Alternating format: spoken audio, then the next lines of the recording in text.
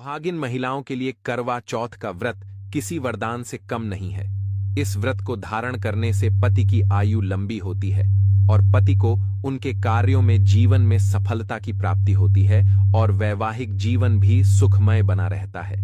इस व्रत को हर एक सुहागिन महिला बिल्कुल ही निर्जल रूप से धारण करती है। कार्तिक मास की कृष्ण पक्ष की चतुर्थी तिथि को करवा चौथ पर सुहागिन महिलाएं इस व्रत को धारण करती हैं। 16 श्रृंगार धारण करके विधि विधान से मां चौथ माता की इस दिन पूजा की जाती है और फिर चंद्रमा उदित होते हैं तो उनके दर्शन करने के पश्चात अपने पति के दर्शन करती हैं और विधि विधान से चंद्रमा को अर्घ देकर उनकी पूजा करके पति के चरण स्पर्श करके उन्हीं के हाथों से जल ग्रहण करती हैं और इस तरह से इस व्रत का समापन होता है। तो यह व्रत सूर्योदय से लेकर चंद्रोदय तक किया जाता है, जो कि पूर्ण रूप से निर्जला धारण किया जाता है।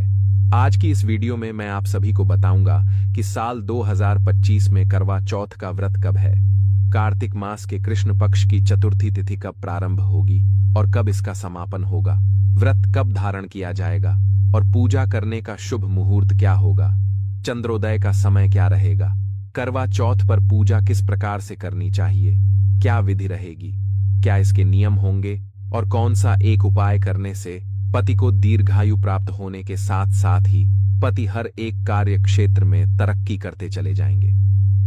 आज की इस वीडियो में संपूर्ण जानकारी आप सभी के साथ शेयर करने जा रहा हूं, तो इस वीडियो को सबसे पहले तो लाइक कर दीजिए।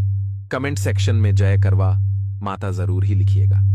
साथ ही साथ एक रिक्वेस्ट है कि इस वीडियो को पूरा ध्यान से देखिएगा, अंत तक सुनकर जाइएगा, क्योंकि बहुत ही इंपॉर्टेंट महत्वपूर्ण जानकारी आप सभी के साथ शेयर करूंगा। सबसे पहले तो जान लेते हैं कि कार्तिक मास की चतुर्थी तिथि कब प्रारंभ हो रही है और यह कब समाप्त होगी। करवा चौथ का व्रत हमें किस दिन धारण करना है, तो देखिए, चतुर्थी तिथि का प्रारंभ होगा 9 अक्टूबर को रात में 10:54 पर और चतुर्थी तिथि का समापन हो रहा है 10 अक्टूबर की रात 7:38 पर। तो सूर्योदय कालीन तिथि 10 अक्टूबर को हमें प्राप्त हो रही है, इसलिए 10 अक्टूबर 2025 को सूर्योदय कालीन तिथि के अनुसार करवा चौथ का व्रत धारण कर लिया जाएगा और 10 अक्टूबर को शुक्रवार का दिन रहेगा, जो कि मां लक्ष्मी का सबसे प्रिय दिन भी है। और कोई भी व्रत जब भी हम धारण करते हैं तो उसके एक दिन पहले से ही शुद्धता का ध्यान रखा जाता है, मतलब शुद्धिकरण इत्यादि एक दिन पहले से ही नियम लागू हो जाते हैं। तो ऐसे में 9 अक्टूबर 2025 को ही आप नहाए खाए करेंगे, जैसे कि बाल वगैरह धोना, शुद्ध सात्विक भोजन ग्रहण करना। ठीक है। अब कई सारी मेरी बहनें पूछेंगी कि 9 तारीख को तो गुरुवार है, तो इस दिन हम बाल कैसे धोएं। तो देखिए, फिर से कहूंगा कि वार से बड़ा त्योहार होता है, तो ऐसे में आप गुरुवार के दिन बाल धो सकते हैं और यह बात शास्त्रों में भी वर्णित है कि वार से बड़ा त्योहार होता है। जब भी कोई बड़ा व्रत होता है तो इस प्रकार के जो वर्ष भर में एक बार व्रत या त्योहार आते हैं तो उस व्रत में नियम का पालन करना अत्यंत आवश्यक होता है। तो ऐसे में वार का ध्यान नहीं रखा जाता है, मतलब आपको उसी व्रत के नियम का पालन करना चाहिए जो व्रत आप धारण करने वाले हैं। तो ऐसे में करवा चौथ से एक दिन पहले अगर गुरुवार भी पड़ रहा है तो भी आप सभी बाल धो सकते हैं, कोई समस्या नहीं है। अब बात कर लेते हैं करवा चौथ के दिन शुभ मुहूर्त के बारे में। तो देखिए, करवा चौथ के दिन सूर्योदय काल का समय सुबह 6:25 पर और सूर्यास्त का जो समय है वह शाम को 6:09 पर होगा। ब्रह्म मुहूर्त समय सुबह 4:49 से सुबह 5:37 तक ब्रह्म मुहूर्त रहेगा। ऐसे में आप सभी इस समय स्नान करेंगे। और अब बात कर लेते हैं कि सरगी कब खाएं। तो देखिए, सरगी खाने के लिए आपको 4 बजे से लेकर 5 बजे का जो मुहूर्त है वह सबसे शुभ मुहूर्त है। इस समय आप सरगी इत्यादि कर सकते हैं। करवा चौथ के दिन अमृतकाल का समय जो रहेगा वो दोपहर में 3:21 से शाम 4:47 तक रहेगा। और अब मैं आप सभी को बताता हूं कि करवा चौथ पूजा का जो शुभ मुहूर्त है वह कब रहेगा। तो देखिए, कई स्थानों पर दोपहर में पूजा होती है, तो ऐसे में जो दोपहर में अमृतकाल आपको प्राप्त हो रहा है, इस समय में आप पूजा आराधना कर सकते हैं। और वैसे करवा चौथ की जो विशेष पूजा होती है वह शाम के समय ही की जाती है, यानी कि प्रदोष काल में और शाम की पूजा का शुभ मुहूर्त आपको प्राप्त हो रहा है। शाम 5:57 से शाम को 7:11 तक यह पूजा का सबसे शुभ मुहूर्त है, जिस समय आपको पूजा प्रारंभ कर लेनी है, और फिर आप पूजा कितने समय तक भी आप कर सकते हैं। लेकिन बस मुहूर्त के दौरान आपको पूजा जो है वह प्रारंभ कर लेनी चाहिए। करवा चौथ के व्रत में सबसे ज्यादा महत्वपूर्ण होता है चंद्रमा यानी कि चंद्र दर्शन करना, क्योंकि चंद्रमा के दर्शन करने के बाद ही पति के दर्शन किए जाते हैं, और फिर चंद्रमा को अर्घ देकर उनके दर्शन करके पति के चरण स्पर्श करके आप जल ग्रहण कर सकते हैं। तो 10 अक्टूबर को करवा चौथ के दिन चंद्रोदय काल का जो समय है वह शाम को 7:42 पर इस समय चंद्रमा के दर्शन आप कर सकते हैं, उनकी पूजा अर्चना कर सकते हैं। अब बात कर लेते हैं कि सरगी में हमें क्या खाना चाहिए। तो देखिए, सरगी में अपने अपने स्थान के अनुसार अलग अलग विशेषताएं होती हैं।